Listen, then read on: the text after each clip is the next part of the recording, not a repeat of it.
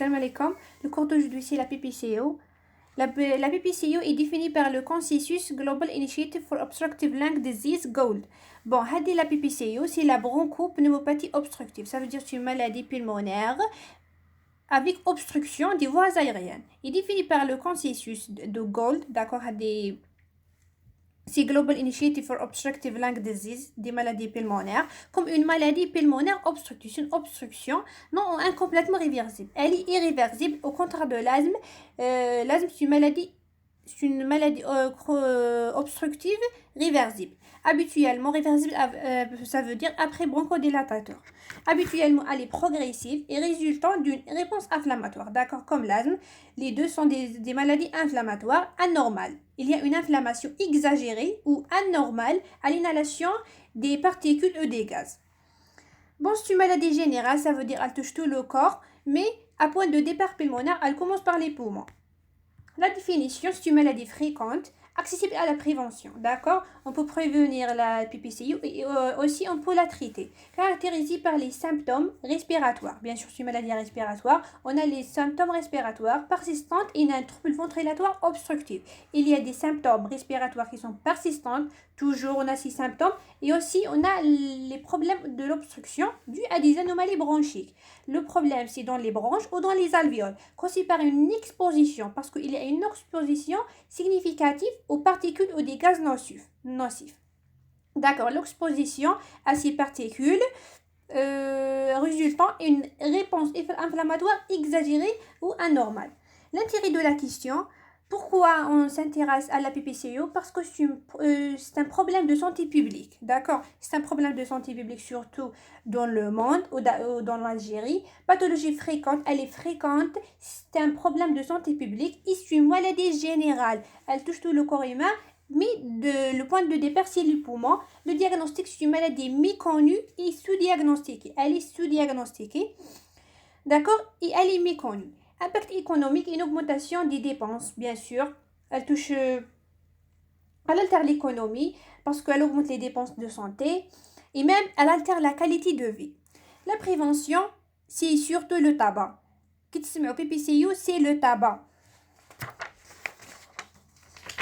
Toujours l'interrogatoire, est-ce que le patient il est tabagique? Épidémie, la PPCO représente un véritable problème de santé publique. Moi, de les chiffres. Si la PPCO, c'est la 3e cause de décès dans le monde. Vous imaginez, c'est la 3e cause de décès. En Algérie, bien sûr chez les hommes, bien sûr, plus que les femmes. Une des premières causes de mortalité. On peut dire 1, 2, 3, 4, 5. Elle était la 6e, maintenant elle est la 3e cause de mortalité dans le monde en 2020. Obstructive chronic bronchitis, d'accord. Bon, le PPCO et l'emphysème, dans le cas normal, on a les bronches normales. Et dans le cas de obstructive chronique des bronchites, bon, on a la muqueuse, d'accord. On a l'inflammation. Ah oui, pour l'emphysème, on a la destruction des alvéoles. L'emphysème, c'est la destruction des alvéoles. Le BPCO, c'est l'inflammation. La physiopathe, on a aussi la fibrose. On a un épaississement de la paroi. Même les glandes lymphoïdes, il y a une hyperplasie. Il y a une perte d'élasticité. Et occlusion par le mucus. Et l'inflammation, d'accord, qui donne le mucus et l'exsudat. Parce que c'est une inflammation. Les modifications anapathes, bon, dans la PPCO, les modifications anatomopathologiques sont, premièrement, on a l'hypersécrétion à cause de l'inflammation. Il y a une hypersécrétion du mucus, même une dysfonction des cils, parce que les cils, on met de le nettoyage, d'accord. Ici, il y a une dysfonction des cils à cause du tabac. C'est pour ça on a la toux matinale. C'est pour ça il y a la toux matinale, d'accord. Aussi, il y a limitation des débits expiratoires. C'est pour ça c'est une maladie. C'est une obstruction. C'est une maladie obstructive. Ça veut dire diminution de VEMS. Hyperinflation pulmonaire, ça veut dire les poumons تاعنا يصلهم augmentation de volume. Anomalie des échanges gazeux, même bien sûr parce qu'il y a de mucus, hypertension pulmonaire et corps pulmonaire à cause de l'augmentation de résistance jusqu'à l'hypertension pulmonaire, le corps pulmonaire chronique. Hypersécrétion de mucus et de dysfonction muciliaire. Cette hypersécrétion de mucus et la dysfonction des cils, d'accord, les cils de nettoyage, sont responsables de la toux, d'accord, pour dégager le mucus et l'expectoration chronique. C'est la toux et aussi l'expectoration de mucus. Ils peuvent précéder de nombreuses années l'apparition des autres signes. D'accord. En premier lieu, il y a la toux et les expectorations, surtout dans la PPCO. Parce que le malade dit je suis tabagique, c'est normal des expectorations, mais non, c'est pas normal. Limitation des débits expiratoires mesurée par la spirographie, ça veut dire par la spirométrie. On va calculer les débits par la spirométrie marquée de la PPCO. Elle est responsable de la dyspnée. D'accord. Cette dyspnée, elle est due à la limitation des débits expiratoires, diminution de VEMS. Marque la PPCO est responsable de la dyspnée. Elle est liée à l'obstruction fixée. Cette obstruction, elle est fixée, qui est responsable d'une augmentation des résistances. D'accord. L'augmentation des résistances conduit au corps pulmonaire. Dans la PPCO sévère, les anomalies des petites voies aériennes. D'accord. Quand elle est sévère, il y a des anomalies dans les petites voies aériennes. La distraction parenchymatose et les lésions vasculaires sont responsables de la perturbation de l'hématose. Parce que, vous imaginez, il y a la distraction du parenchyme. Et même, il y a des lésions des vaisseaux sanguins. Par conséquence, il y a une perturbation de l'hématose. Et plus tard une hypercapnie. Parce que il n'y a pas de parenchyme. Il y a une distraction du parenchyme, d'une hypertension pulmonaire à cause de l'augmentation des résistances jusqu'au corps pulmonaire chronique. Les facteurs étiologiques, bien sûr, c'est le tabac actif. Le déclin accéléré de VEMS, c'est la courbe de Fletcher. L'exposition professionnelle, c'est les produits chimiques et même la pollution. Et aussi il y a la pollution domestique. On a le tabagisme surtout actif, l'exposition professionnelle et la pollution, si elle est urbaine ou domestique. Même le tabagisme passif. Le facteur endogène, c'est le déficit en alpha-1 antitrypsine. D'accord. C'est surtout l'emphysème. Et on a le HGO, ça veut dire le réflexe gastro-œsophagien. Pourquoi? Parce que le réflexe gastro-œsophagien, c'est l'acide. L'acide, on a des micro-aspirations ou de micro-inhalations. Ces micro-aspirations augmentent les symptômes. Et PPCO est toujours symptomatique. La courbe de Fletcher dans la PPCO, c'est le déclin de VEMS. Cette courbe, c'est le rapport entre le VEMS, le pourcentage de VEMS et l'âge. Le VEMS et l'âge, chez le fumeur régulier est sensible à la fumée. On note il y a un déclin accéléré de VEMS chez le fumeur. Le non-fumeur ou non sensible à la fumée, normal, le VEMS diminue avec l'âge. D'accord, il diminue chez le non-fumeur. Mais chez le fumeur, il y a un déclin exagéré. Mais pour le sevrage à 45 ans, c'est entre les deux, entre le non-fumeur et le fumeur régulier. Le diagnostic, il faut rechercher les facteurs de risque. Premièrement, il faut rechercher les facteurs de risque et aussi il faut rechercher les symptômes. Les symptômes, bien sûr, on a la toux et l'expectoration parce qu'il y a de mucus. Il y a l'hypersécrétion de mucus et il y a la dysfonction muciliaire. La dyspnée, pour la dyspnée, parce qu'il y a une limitation des débits expiratoires qui s'aggrave à l'effort, bien sûr, ou lors des exacerbations. D'accord. Dans la PPCO, on parle surtout des exacerbations. Infection respiratoire basse. Pour l'exacerbation, c'est les événements aigus et l'aggravation des symptômes de PPCO. Les infections respiratoires basses sont répétées ou traînantes. Même, il faut rechercher les infections respiratoires. Pour l'échelle de MMRC, c'est l'échelle de dyspnée, Medical Research Council. Il y a 4 stades, d'accord? Il y a 4 stades. Stade 0, bien sûr, dyspnée pour des efforts soutenus. 0, stade normal. Chez le non-malade, montée de 2 étages. Stade 4, c'est une dyspnée au moindre effort. Dyspnée au moindre effort. Bien sûr, 1, c'est une dyspnée à la marche rapide. 2, marche sur terrain plat. 3, on peut dire sur quelques minutes ou de une centaine de mètres. Pour stade 4, c'est une dyspnée au moindre effort. Pour l'examen clinique, objectif des râles bronchiques. Il y a des râles bronchiques parce que c'est la bronchopneumopathie chronique. Bronchopneumopathie, elle touche les bronches. Il y a les signes de distension, surtout dans l'emphysème. Signes de distension. Ça veut dire horizontalisation des côtes, aplatissement des couples diaphragmatiques, thorax quadrangulaire. Pour la respiration à lèvres pincées,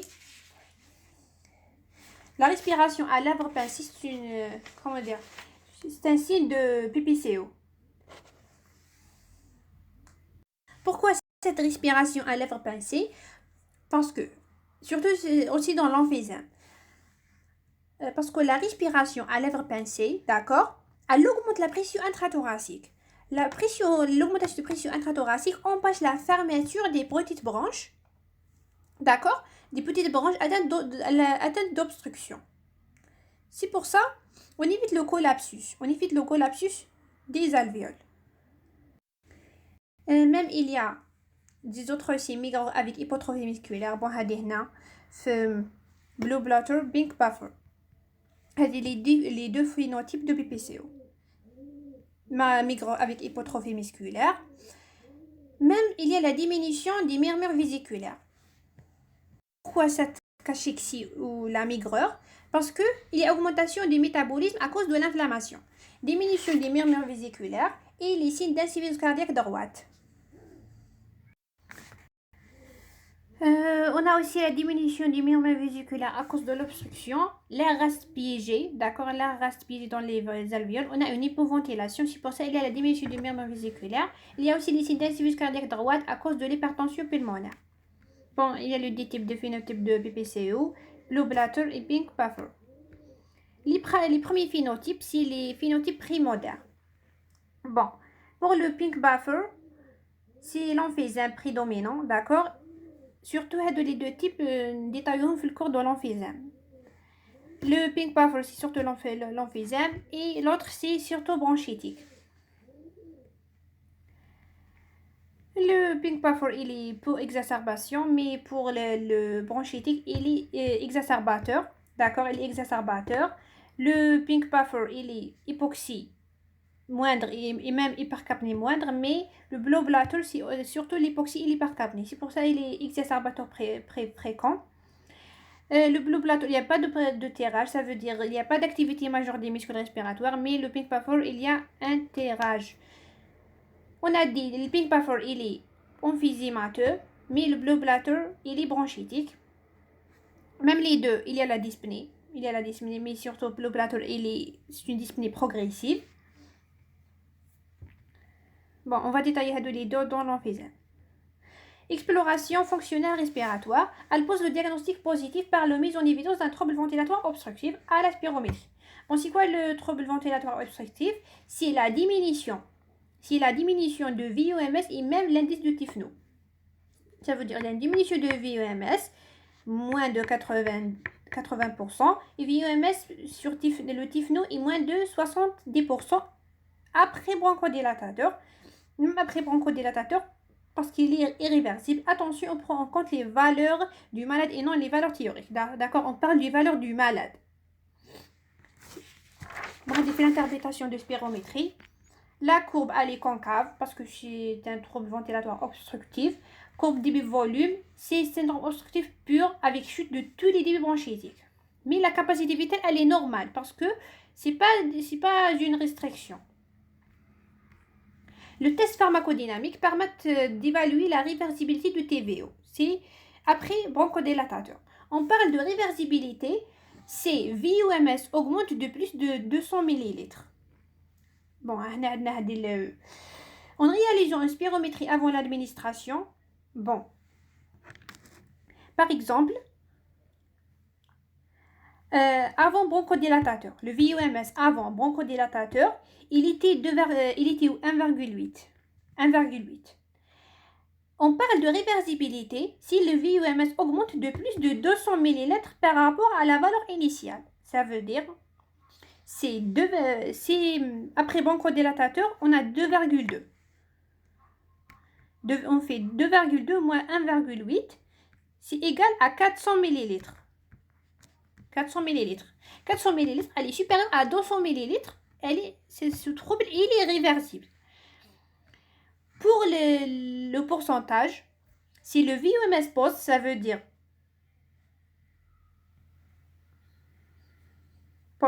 post-bronchodilatateur, ça veut dire 2,2 moins 1,8 sur 1,8.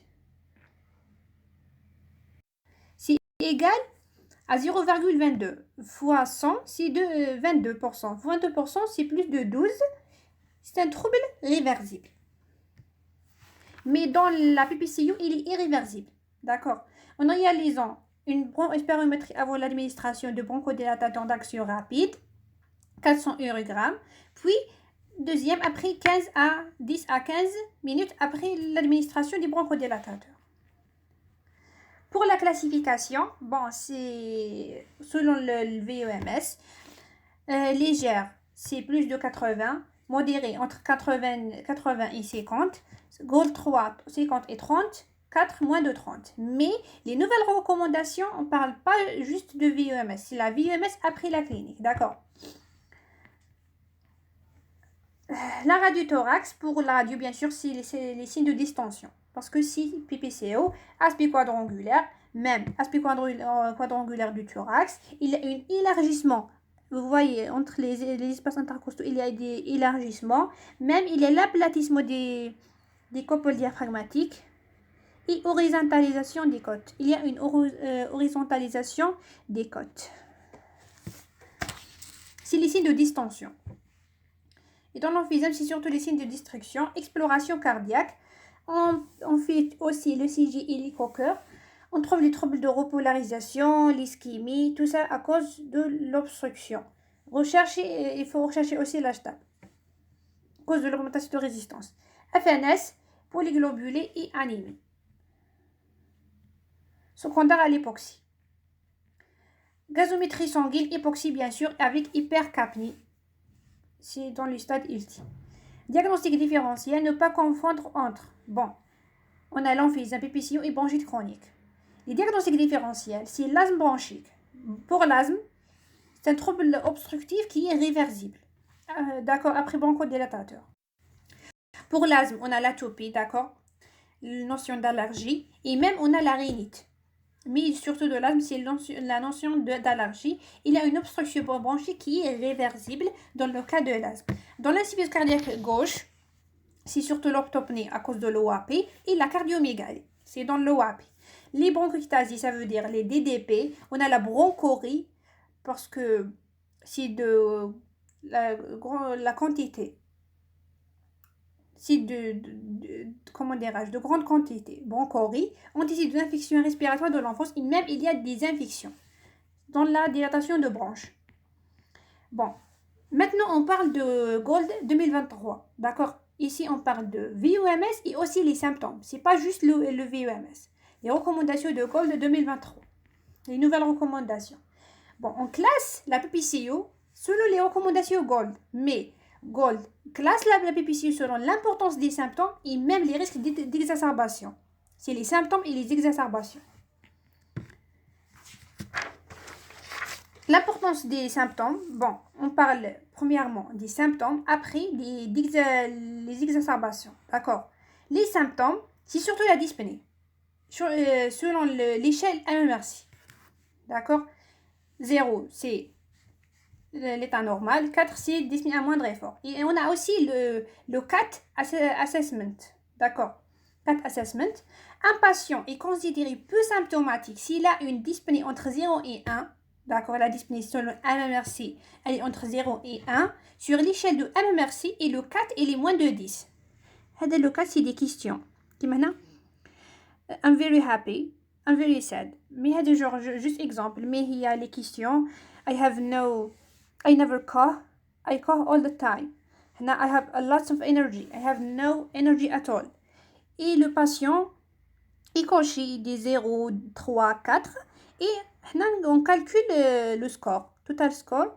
I'm not limited doing any activities at home. I'm very limited doing activities at home. Il dit 0 1 2 3 jusqu'à 5. Après, si le 4 est moins de 10 et la dyspnée elle est entre 0 et 1, il est peu symptomatique. Si le 4 est plus de 10 et même la dyspnée elle est plus de 2, plus ou égal à 2, il est symptomatique. Pour l'exacerbation, c'est le nombre d'exacerbations au cours de l'année précédente.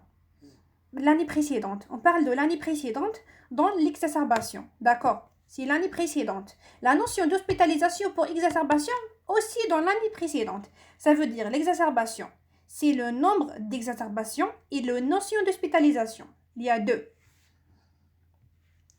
Exacerbation, c'est le nombre d'exacerbations et aussi la notion d'hospitalisation.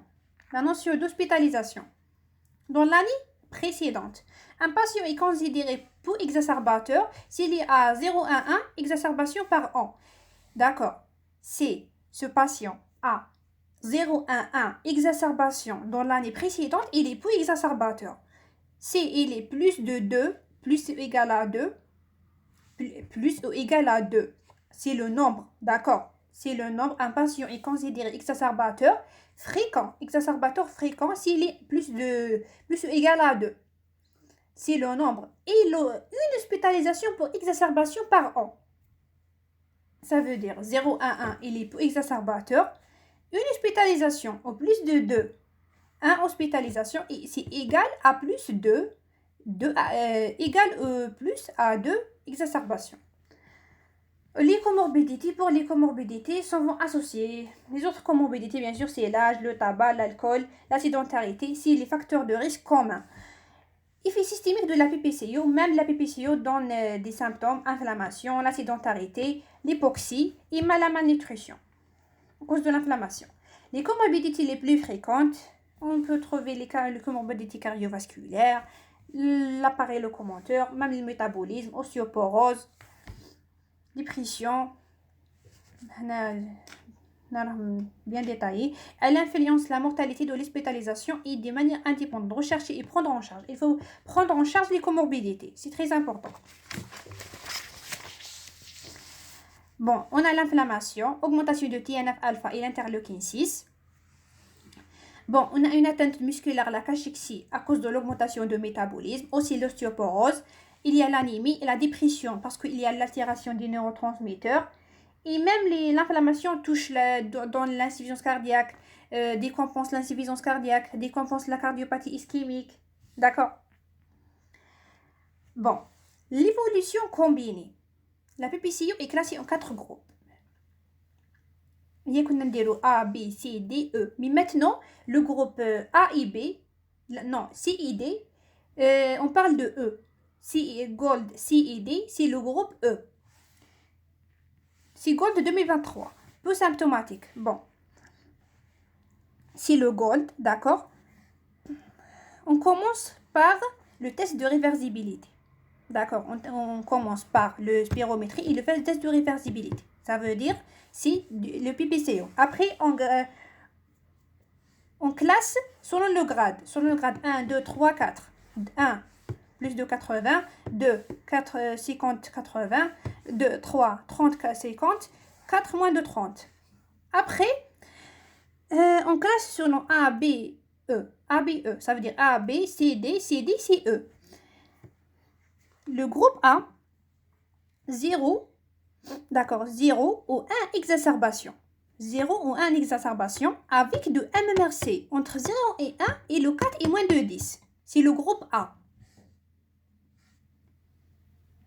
Pour le groupe B, il est entre 0 et 1 exacerbation, mais le MMRC est plus ou égal à 2 et le 4 est plus ou égal à 10. Ça veut dire MMRC est plus, le MMRC est plus à 2 et le 4 est plus à 10. Ça veut dire il est symptomatique. Il est symptomatique. Et il a 0 à 1 exacerbation. Ça veut dire il est pour exacerbateur. D'accord. Le B, il est symptomatique et puis exacerbateur. Mais le E, il est symptomatique et exacerbateur. Bon, هنايا. Bon, هادي E, هذا A, هذا B. Le E, il est exacerbateur. Il est exacerbateur. Oh, مش clair هنايا. Exacerbateur. هنا pour le A. Je sais pas, je remets bien. هنا تبان bien. شوف. Le A. Le MMRC est entre 0 et 1 et le 4 est moins de 10. Ça veut dire qu'il est peu symptomatique. Et il est aussi peu exacerbateur. C'est le groupe A. B. Il est symptomatique. Pourquoi? Parce que le MMRC est plus ou égal à 2 et le 4 est plus égal à 10. Et il est peu exacerbateur. C'est le classe B. Mais le classe E, il est exacerbateur. D'accord? Il est exacerbateur. Il peut être symptomatique ou peu symptomatique. C'est la nouvelle classification. Parce qu'anciennement, on a le C et le D. Le C, il était peu symptomatique, exacerbateur. Et le D, il était peu symptomatique, exacerbateur. Il était symptomatique et le D, c'est exacerbateur, symptomatique. Le traitement de la PPCO à l'état stable. Bon, pour le traitement, les objectifs de traitement, de traiter la PPCO sont les suivantes.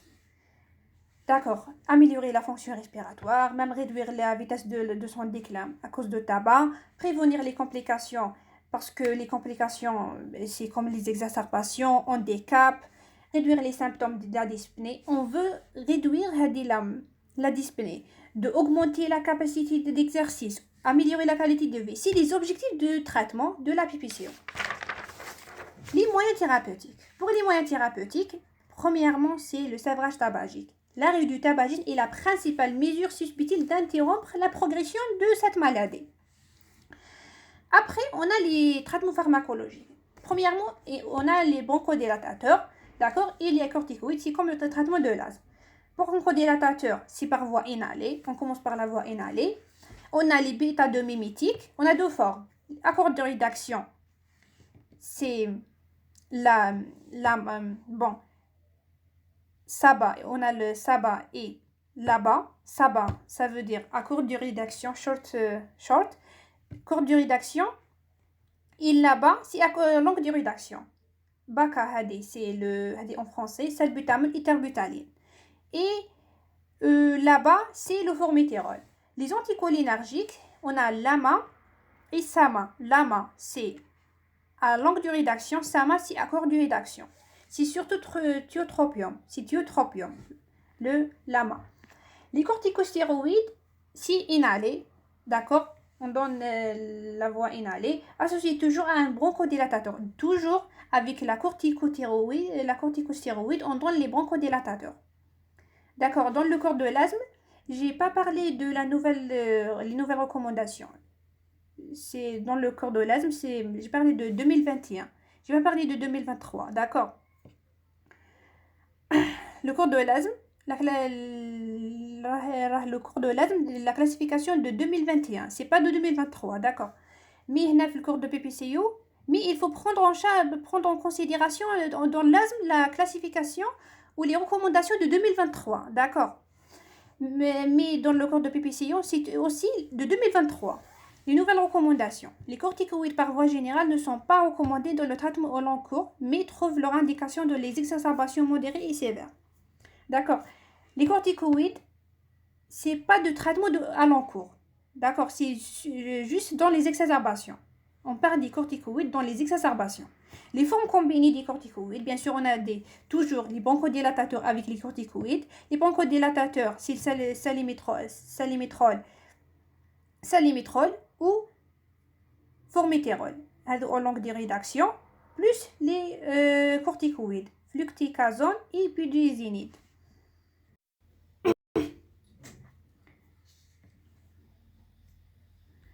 Pour les antibiotiques, leur indication est posée devant une exacerbation d'origine bactérienne, bien sûr, pour les bactéries. Traitement non pharmacologique. Premièrement, suppression des facteurs potentiels d'aggravation, ça veut dire le sevrage tabagique, diminuer la pollution atmosphérique et même la vaccination antigrippale et antipneumococcique. D'accord, il faut le vacciner.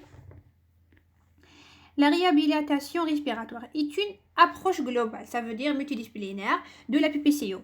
L'optimisation du traitement pharmacologique, d'accord, arrêt du tabac, réentraînement à l'exercice, kinésithérapie, prise en charge psychosociale et éducation. Bon, on a aussi l'OLD, oxygénothérapie au longue durée, au long cours. Elle nécessite une administration de 15 heures par jour, au moins, d'accord. Le meilleur, c'est 24 heures sur 24 heures. Mais au moins 15 heures par jour, incluant la nuit, surtout la nuit. Les indications de l'OLD, bon, on a deux types. Si la PaO2, elle est moins de 55, c'est une indication à l'OLD. On donne l'OLD si la PaO2, elle est moins de 55 mm de mercure. Si la PaO2, elle est entre 55 et 60, d'accord, ça veut dire entre 56 et 60, avec les éléments suivants. Ça veut dire moins de 55, on donne l'OLD directement. Mais si la pression en oxygène elle est entre 55 et 60, il faut, comment dirais-je, la présence des plusieurs éléments suivants. Premièrement, l'âge stable. D'accord, l'âge stable, elle est plus de 20 mm de mercure. Aussi, une désaturation nocturne non apnéique. D'accord, la polyglobulée, ça veut dire l'hématocrite plus de 50. Et même les signes de corps pulmonaire chronique. D'accord, c'est pour si la PaO2 elle est entre 55 et 60. 56 et 60. Les gaz du sang, même il faut faire les gaz du sang, doit être répété au moins 2 fois à 3 semaines d'intervalle. D'accord, les gaz du sang, c'est surtout de l'insuffisance respiratoire chronique, 2 fois. Ça veut dire on fait 2 gaz de sang. Entre ces deux gaz de sang, c'est 3 semaines d'intervalle. Bien sûr, en dehors de exacerbation.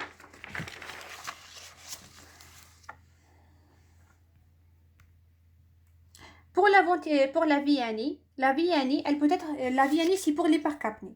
D'accord. L'hypoxie c'est l'oxygène, ventilation c'est pour ventilation, le VNI c'est pour l'hypercapnie. À l'issue d'une décompensation aiguë avec acidose respiratoire. Acidose respiratoire, ça veut dire hypercapnie. À l'état stable chez les insuffisants respiratoires.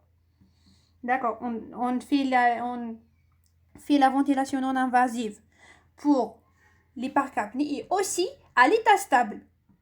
On fait la VNI dans la décompensation, c'est dans l'hypercapnie et aussi dans l'état stable. Chez les insuffisants respiratoires chroniques, d'accord, parce que les insuffisants respiratoires sont hypercapniques et aussi ont des exacerbations, d'accord. C'est pour ça, même à l'état stable, chez les insuffisants respiratoires chroniques, on fait la VNI. Et la chirurgie, rééducation du volume pulmonaire, d'accord. Premièrement, réduction de volume pulmonaire, ça veut dire résiquer les zones pulmonaires les plus emphysémateuses parce que les femmes l'emphysème. Cette résection améliore le rapport ventilation-perfusion. Il y a d'autres types de chirurgie. C'est la chirurgie de bulles d'emphysème. La chirurgie de bulles d'emphysème sont des bulles géantes.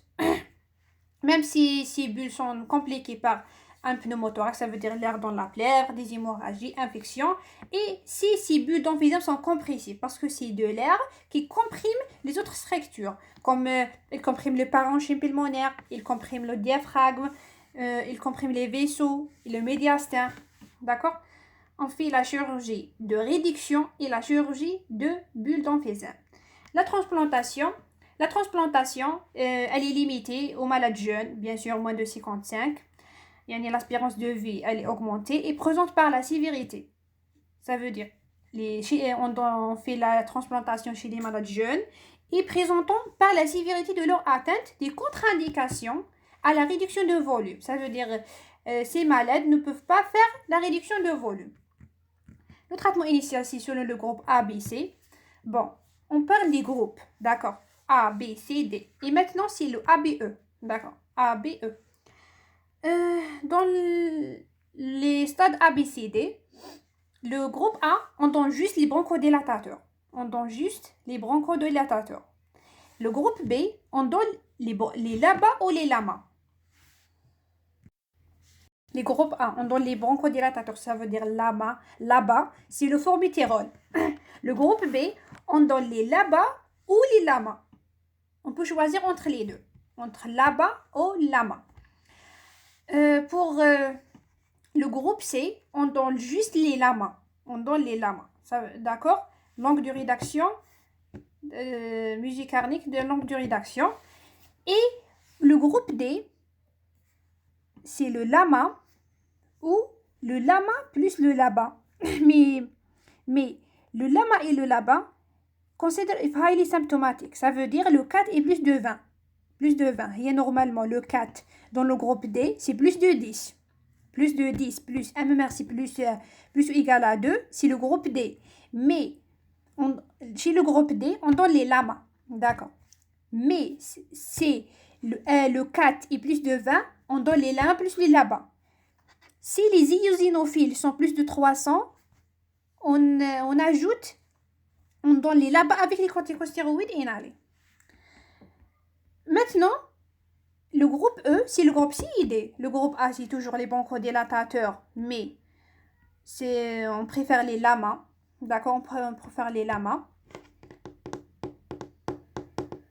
On peut donner les bronchodilatateurs LAMA, mais on préfère les LAMA chez le groupe A. Groupe B, c'est toujours LAMA ou LABA. LAMA plus LAMA, d'accord. Ici, c'est LABA plus LAMA. LABA ou LAMA. Pour le E, c'est les LABA plus les LAMA. LABA plus les LAMA. Bon, on a fait le groupe C, c'est juste les LAMA. Au groupe D, c'est juste les LAMA. Il est plus le 4 plus de 20. On ajoute les LABA. Si les eosinophiles plus de 300, on donne les corticostéroïdes avec les LABA. Mais le groupe E, c'est les LABA plus les LAMA. Les LABA plus les LAMA. Si les eosinophiles sont plus de 300, on ajoute les corticostéroïdes. Bon, elle est plus facile. A, LAMA. B, LAMA LABA. E, LAMA LABA. Si les eosinophiles plus de 300, on ajoute les corticostéroïdes inhalés. Ajustement du traitement. Après initiation, le patient doit être suivi et réévalué. D'accord. Premièrement, il faut évaluer les symptômes, c'est surtout la dyspnée, et les exacerbations. Il faut revoir, ça veut dire la technique, observance, rôle de stratégie non pharmacologique. D'accord. Et ajuster le traitement pharmacologique. Il faut ajuster le traitement pharmacologique. D'accord. Et switcher entre les molécules et dispositifs. Le suivi et l'ajustement du traitement est basé sur le symptôme. Bon, l'ajustement du traitement, il est basé sur les symptômes et les exacerbations. Et non pas sur le groupe GOLD initial de la maladie. D'accord? C'est pas selon le GOLD 1, 2, 3, 4. C'est surtout les symptômes et les exacerbations. D'accord, on va détailler. Le suivi et l'ajustement, on a dit, c'est sur les symptômes et les exacerbations. D'accord. On s'en fout de le groupe GOLD, initial de la maladie. Follow-up pharmacological treatment. D'accord. Yani, on va faire la suivi du traitement. If response to initial treatment is appropriate, maintain it. Yani, c'est le traitement initial. راه مليح وراه يداوي به. نخلو هذا le traitement. D'accord. Maintain it. If not, consider the predominant treatable treat to target. Ça veut dire, il a une dyspnée. Si le patient il a une dyspnée ou exacerbation, use exacerbation pathway. Ça veut dire, si le patient il a des exacerbations surtout, on utilise le pathway des exacerbations. If both exacerbation and dyspnea need to be targeted. Ça veut dire, si je veux target c'est la dyspnée et l'exacerbation. D'accord. Si je veux les deux, j'utilise l'exacerbation. D'accord. Parce que je veux les deux. Je veux la dyspnée et l'exacerbation. J'utilise le chemin des exacerbations. Place patient in box corresponding to current treatment and follow indication. Même, il faut placer le patient dans un box selon le traitement initial. D'accord. Assess response, adjust and review. Les trois. Évaluer, revoir et ajuster. Évaluer, revoir et puis ajuster. These recommendations do not depend on the ABCD assessment or at diagnosis. Ça veut dire ما على بالناش بهذاك ABCD. هذا le schéma, c'est sur la dyspnée et l'exacerbation. Bon, premièrement, on parle des exacerbations. Les exacerbations, on donne les lamas ou les labas. Dans les exacerbations, on donne les lamas ou les labas. Dans la dyspnée, on donne les labas ou les lamas. Et les deux, on donne les labas et les lamas. D'accord. Consider if eosinophile a plus de 300. D'accord. Eosinophile a plus de 300. On donne les lamas et les corticostéroïdes. Les corticoïdes à l'inflammation. Parce que les eosinophiles ont plus de 300. Or, eosinophile c'est plus de 100 plus 2 exacerbations modérées ou une hospitalisation. Ça veut dire c'est les LABA et les corticostéroïdes. Mais dans l'autre cas, on donne LABA et LAMA. C'est toujours LABA et LAMA. Mais on donne les corticostéroïdes si les eosinophiles sont plus de 300 ou plus de 100, il y a une exacerbation, plus de 2 exacerbations modérées, d'accord, ou une hospitalisation.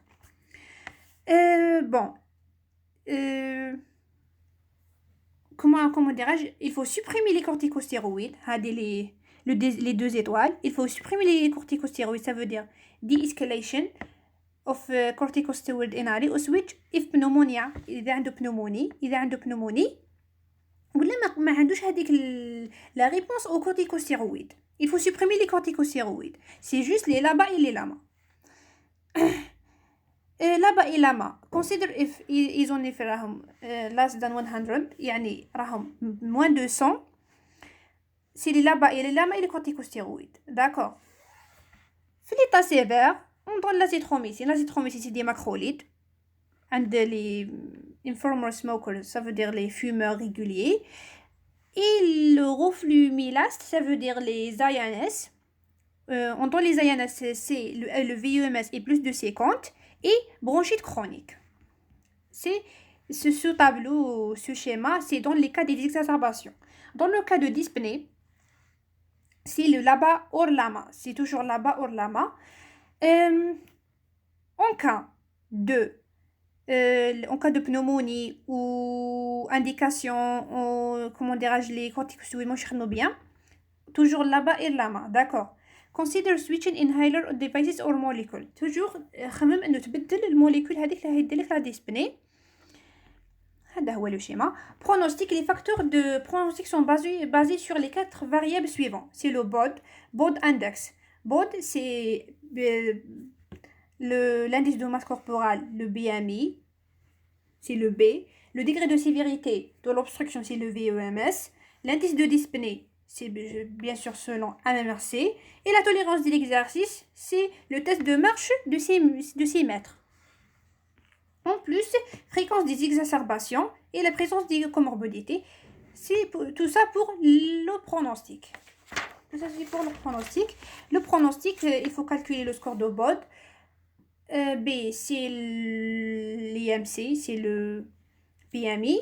0, O, c'est le VEMS, c'est l'obstruction. D, c'est la dyspnée. Et E, c'est le test de marche pour 6 minutes.